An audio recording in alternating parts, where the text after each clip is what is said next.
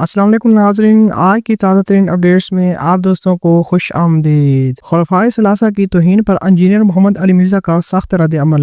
آخرکار انجینئر محمد علی مرزا صاحب نے حالیہ دنوں میں خلفائے ثلاثہ کی توہین پر سخت مذمت کی ہے۔ انہوں نے اہل تشیع کے مشہور کتاب نہج البلاغہ سے 12 ایسے نکات بیان کیے ہیں جو کہ اہل تشیع کے عقائد کے خلاف جاتے ہیں، بالخصوص ان لوگوں کے لیے جو نبی کریم صلی اللہ علیہ وسلم کی آل سے محبت کے نام پر خلفائے ثلاثہ کی توہین کرتے ہیں۔ انجینئر مرزا صاحب نے نہج البلاغہ سے واضح دلائل دیے ہیں کہ سیدنا علی رضی اللہ تعالیٰ عنہ، سیدنا عمر رضی اللہ تعالیٰ عنہ کی وفات پر گہرے دکھ کا اظہار کرتے ہیں۔ یہ جو گستاخانہ ایکٹیویٹی پرفارم ہوئی، اس کانٹیکسٹ میں مجھے یہ بات کہنے میں کوئی عار نہیں ہے کہ اہل البیت علیہم السلام کا دفاع کرنے کی آڑ میں خلفائے راشدین علیہم السلام اجمعین کے اوپر تبرہ بازی کرنے کا جو یہ سلسلہ ہے، اس پورے سسٹم کے کسٹوڈین غالی شیعہ ذاکرین ہیں۔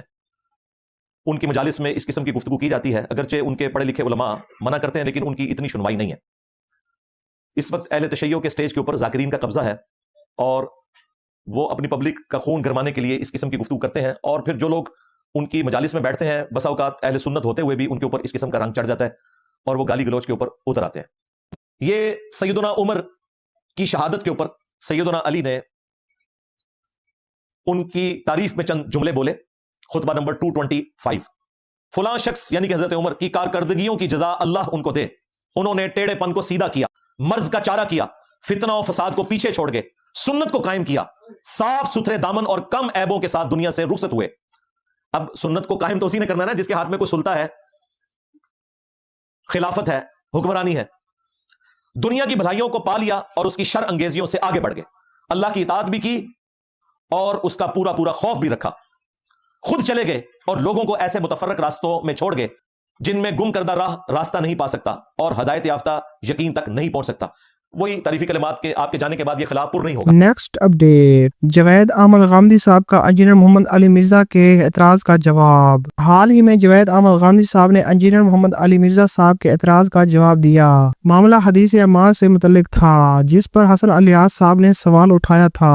اگر حدیث عمار فیصلہ کن دلیل ہے تو سیدنا علی رضی اللہ تعالیٰ عنہ کو بھی حدیث تحکیم کے وقت اسے بطور دلیل پیش کرنا چاہیے تھا۔ انہیں واضح طور پر اعلان کرنا چاہیے تھا کہ سیدنا معاویہ رضی اللہ تعالیٰ عنہ کی جماعت باغی ہے اور جہنم کی طرف بلا رہی ہے۔ انجینئر محمد علی مرزا صاحب کا اس پر موقف سوشل میڈیا پر کافی وائرل ہوا ہے، جس میں انہوں نے کہا ہے صحابہ کرام نیک سیرت اور اعلیٰ ظرف تھے، وہ اس طرح کی چیزوں کو اپنے دفاع میں پیش نہیں کرتے تھے۔ اگر سیدنا علی نے تحکیم کے موقع پر حدیث عمار کا حوالہ نہیں دیا تو کیا اس کا مطلب حدیث کی مخالفت ہے؟ اگر ہاں تو پھر یہی الزام سیدنا ابو بکر صدیق رضی اللہ تعالیٰ عنہ پر بھی لگے گا، کیونکہ انہوں نے ثقیفہ بنی سعدہ کے موقع پر خلافت کے دفاع میں وہ حدیث پیش نہیں کی جس میں نبی کریم صلی اللہ علیہ وسلم نے انہیں اپنی جگہ پر نماز پڑھانے کا حکم دیا تھا۔ غامدی صاحب بھی ان کو پتہ نہیں شیطان نے کہانی کرائی، وہ کہتے ہیں جی عمار کو باغی جماعت قتل کرے گی، تو حضرت علی نے یہ حدیث کیوں نہیں کوٹ کی؟ حضرت معاویہ کو بھی کی ہے کوٹ نہ بھی کریں تب بھی کوئی فرق نہیں پڑتا۔ کیا حضرت ابوبکر نے کوٹ کی ہے کہ میں مسئلے پہ کھڑا ہوں لہٰذا میں خلیفۃ الرسول ہوں؟ حضرت ابوبکر نے حضور کی حدیث کے خلاف کیوں عمل کیا؟ حضور نے تو مسئلے پہ کھڑا کیا تھا، ان کو چاہیے تھا کہ لوگوں دیکھو میں مسئلے پہ نمازیں پڑھاتا رہا ہوں، اس سے میں خلیفہ ثابت ہوتا ہوں لہٰذا مجھے خلیفہ چن لو۔ یار وہ اللہ والے لوگ تھے۔ اسی اعتراض کے جواب میں جوید احمد غامدی صاحب نے اپنے ایک حالیہ لائیو پروگرام میں وضاحت کی ہے کہ سیدنا ابوبکر صدیق رضی اللہ تعالیٰ عنہ نے ثقیفہ بنی سعدہ میں خلافت کے دفاع میں یہ حدیث پیش کی تھی کہ خلیفہ قریش میں سے ہی ہوگا۔ تو آپ کا جو سوال ہے اس کا جواب دیا جاتا ہے کہ بھائی وہ بڑے لوگ تھے، وہ کیوں اس موقع پر آ کے بتائیں کہ رسول اللہ نے ہمارے حق میں فیصلہ کر دیا ہے؟ اس کی ضرورت ہی نہیں ہے بتانے کی۔ یعنی یہ صرف اتنی سی بات ہے کہ ایک مجلس میں ان سے تقاضا کیا گیا تھا کہ ذرا اپنے فضائل بیان فرمائیے، بڑے آدمی ہیں وہ اپنے فضائل خود کیوں بیان کرتے ہیں؟ یہ فضائل کی بحث نہیں ہے، یہ اس موقع کے اوپر ہزاروں لوگوں کی جانیں بچانے کا مسئلہ تھا، پیش کرنا چاہیے تھا، واجب تھا ان پر کہ وہ پیش کرتے اگر ان کے علم میں تھا۔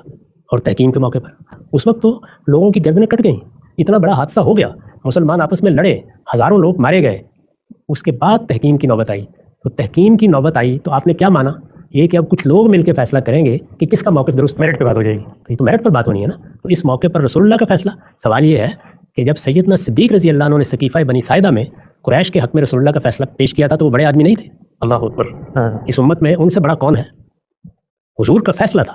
تو اگر آج کے لوگ اس کو حضور کے فیصلے کے طور پر پیش کر رہے ہیں تو ان سے پہلے یہ سیدنا علی کا فرض تھا کہ اس کو پیش کرتے ہیں، واجب تھا ان پر، اس لیے کہ لوگوں کی گردنیں کٹنے کا موقع آ گیا تھا۔ یہ کوئی تعریف کی اور مدح سرائی کی منقبت کی مجلس نہیں تھی جس میں بڑے آدمی نے پسند نہیں فرمایا کہ وہ اپنے بارے میں بات کریں۔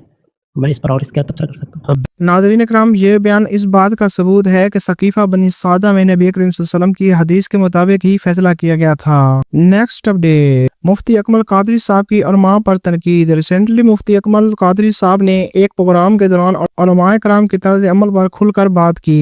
उनका कहना था कि आज हमारे उलमा मसाजिद में कुरान और हदीस बयान करने से डरते हैं क्योंकि इन्हें लगता है कि लोग इनकी बात नहीं सुनेंगे। यही वजह है कि हमारे मसाजिद में सिर्फ किस्से, कहानियाँ और नात ख्वानी की महफिलें सजाई जाती हैं और दीन की असल तालीम पीछे रह जाती है। ये बयान एक अहम हकीकत की निशानदेही करता है कि मसाजिद में दीन की हकीकी तालीम को आम करने की ज़रूरत है, बजाय इसके कि सिर्फ जज्बाती तकरीरें और किस्से कहानियों पर ही इन्हासार किया जाए। अहम तरीन चीज ये है कि नबी करीम सल्लल्लाहु अलैहि वसल्लम के दौर में क्या यही हमारे शायर थे? नातिया महफिल, खत्म कादरिया, 11वीं शरीफ, 12वीं शरीफ, क्या ये चीजें नबी करीम सल्लल्लाहु अलैहि वसल्लम के दौर में शायर की हैसियत से मुतारफ थी? नहीं, वहां मुसलमान की पहचान थी कुरान, हदीस, मसाइल, जिहाद, खिदमत दीन, नबी करीम सल्लल्लाहु अलैहि वसल्लम की मोहब्बत का अमली सबूत देते हुए आपकी इताअत करना। और आज मुसलमान ने इन शायर को तर्क करके उन शायर को इख्तियार कर लिया जिसमें खाने पीने का मौका मिल जाए। तबक़े उलमा भी कुरान और हदीस को बयान करते हुए डरने लगा है। वो कहते हैं लोग सुनेंगे नहीं। एक मौलाना साहब बयान कर रहे थे कि गौसे पाक रज़ी अल्लाह ताला अन्हु का अगर कोई पहले नाम बेवुजू ले लिया करता था मर जाता था। फिर अल्लाह ने फरमाया अब्दुल कादिर ये आप क्या कर रहे हैं? तो उन्होंने कहा अच्छा ठीक है। इसके बाद अगर कोई बेवुजू नाम लेता तो एक बाल टूट जाया करता था। हमारी आवाम को ये तमाशे चाहिए, अमल का ना कहो, इताअत रसूल का ना कहो, हराम के छोड़ने का ना कहो, हमें ये किस्से सुनाओ, कहानियां सुनाओ। ये थी नाज़रीन इकराम आज की अहम अपडेट्स। अगर आपको मखसूस मौजू पर मज़ीद तफसीलात चाहिए तो कमेंट्स में हमें ज़रूर बताएं। मिलते हैं इंशाल्लाह नेक्स्ट वीडियो में, तब तक के लिए अपना बहुत सारा ख्याल रखिएगा, मुझे अपनी खास दुआ में याद रखिएगा। Thanks for watching. अल्लाह हाफिज़।